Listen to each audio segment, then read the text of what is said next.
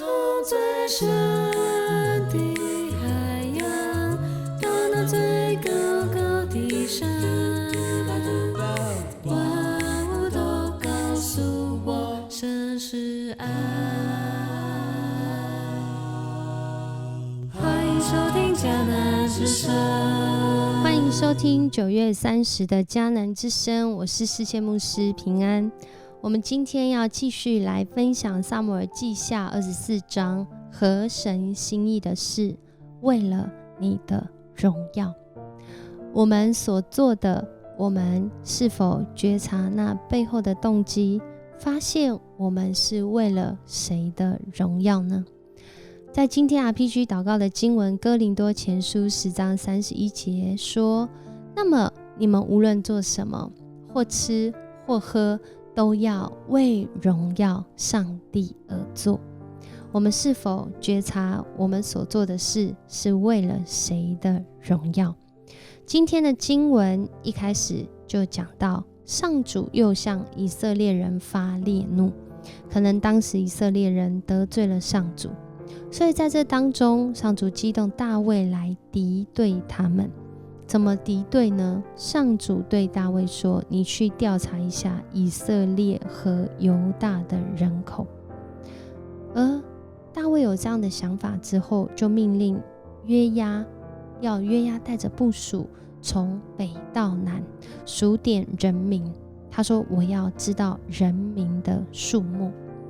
可是在这当中，约押他领受这个命令之后，他问了一个问题，这也是今天我们也会被问的问题哦。他说，陛下愿上主你的上帝使以色列人民比现有的人数多100倍，愿你亲眼看到上帝的作为，不过陛下为什么要做这事呢？当时的大卫可能是在这个治理国家比较前期的时候，而在这里约押跟他说一件事情，就是说如果上帝要祝福你，他还可以给你100倍，比现在人数多100倍的人口，而且你会亲眼看到这件事。但是陛下为什么要数点人民呢？对啊，我们为什么要做现在做的这件事呢？我们明白背后的原因，甚至明白背后的动机吗？在这里虽然约押问了大卫王，然而王没有回应，只是要他就跟着他的部属一起服从大卫的命令。他们就出去数点以色列人民，然后花了9个月又20天的时间回到耶路撒冷。然后约押向王报告说，以色列带武器的壮丁总数有80万名，犹大壮丁总数有50万名。哇，好多人啊，听起来是不是很棒呢？大卫调查人口之后，竟然不是心中喜乐，而是心中不安。很多的时候我们在看一个经文的时候，一开始看会想说，可能是以色列人得罪上主，所以上主发烈怒，然后让大卫有这个动机来敌对这些以色列人。但是大卫这样做不是对的吗？为什么心中不安？我们领受一件事情，我们去做，神其实更重要，不是问我们所做，而是问我们这件事情背后你的动机是什么。所以大卫是有上帝同在的人，若那件事是不合上帝心意，只能说属神的人若是得罪神，神若怜悯，真的会让人良心不安哦。所以大卫他觉得良心不安，他向上主来祷告，求主饶恕，因为他清楚知道他在做一件愚蠢的事。数点人民很多学者说是要彰显大卫的国力如何，但是国力这件事情不要忘记，他之所以能当王，是因着上帝的带领。所以 C.S. Lewis 我们这几天一直讲到文学家，也是神学家，他曾经说过一句话，他说，你也许忘了我们存在的时时刻刻完完全全是倚靠神的。我们是否忘记这件事？连我们的一口气都是倚靠神才有的，只要那一口气没了，即使我有的东西再多，我都没有办法去享受。所以我们真的是完完全全依靠神的。大卫也是，那他何须数点人民呢？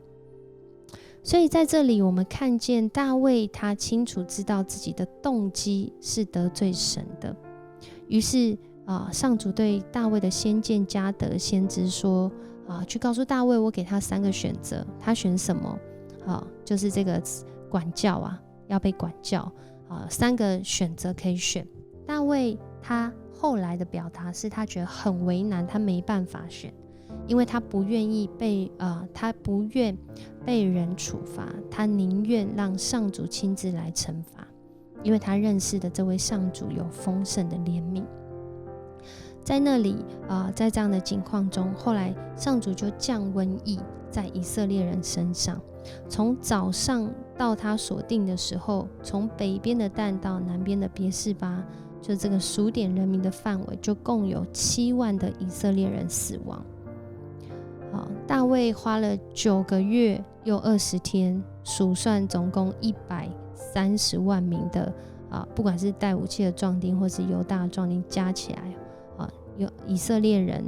10个支族，犹大2个支族，加起来130万人的壮丁。一天应该说不知道是不是一天，但是从很快的时间就有7万人死亡，数的速度还不如死亡的速度还要快我们看见真的神的管教临到的时候，人真的是恐惧战兢。然而在那当中，大卫他也是真实的悔改，他看见在这样的情况里面，他对上主说，是我犯了罪，我才是那做错事的人，这些无辜的人民做了什么呢？你应该处罚我和我的家人。大卫是王，大卫代表整个国家，当然一开始经文就让我们看见这个管教其实真正背后的原因是以色列人得罪上主。但是大卫在这件事情当中当然也有份，他不愿意看到人民受害，所以他自己愿意起来承担。他说，是我犯了错，我才是做错了事的那个人。那些无辜的人民做了什么呢？你应该处罚我和我的家人。其实上主比我们知道谁才是无辜的，谁才是有罪的。而就在那一天，加得就去见大卫，对他说，你到亚劳拿的打麦场去为上主筑一座祭坛。于是他就去了。他去了之后，亚劳拿看见，哇，竟然是王来到他问他说什么事，大卫就跟他说，我要买下你的打麦场，为上主筑一座祭坛，为了要使瘟疫停止。亚劳拿可见他应该也知道瘟疫在进行中。陛下他就回答，陛下，你喜欢什么就拿去献给主有牛有牛的轭还有打麦板可以当柴烧你要牛还是要这些柴都有他愿意把这一切都给王也愿上主就是我们的上帝悦纳他们所献上的祭物。可是这时候大卫王却说，不，我要按价钱向你买，我不要向上主我的上帝献上白白得来的祭牲。于是大卫就用50块银子买下打麦场和牛，然后为上主筑了一座坛，献上烧化祭和平安祭。于是上主垂听了王为国家所祈求的，瘟疫就在以色列停止了。这是撒母耳记下的尾声，撒母耳记就 ending 在这个地方，就献祭就结束了。但是其实在这一段整个从21章到24章，不管是整个结构还是今天的这一段经文，其实它都有很深的含义。除了我们从21章读到24章，我们看见我们的上帝在人的软弱和刚强中如何掌权，如何带领，如何饶恕，如何赦免，如何拯救。我们也看见这救恩其实是一直在往前走的。救恩有一个进程，救恩是一个过程，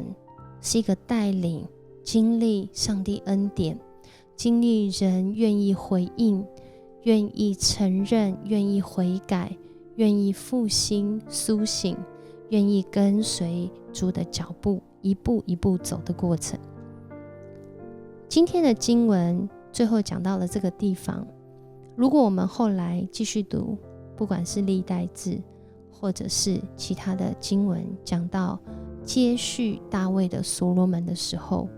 讲到所罗门王建圣殿的时候，就是建在今天这个亚劳拿的打麦场这一块山上。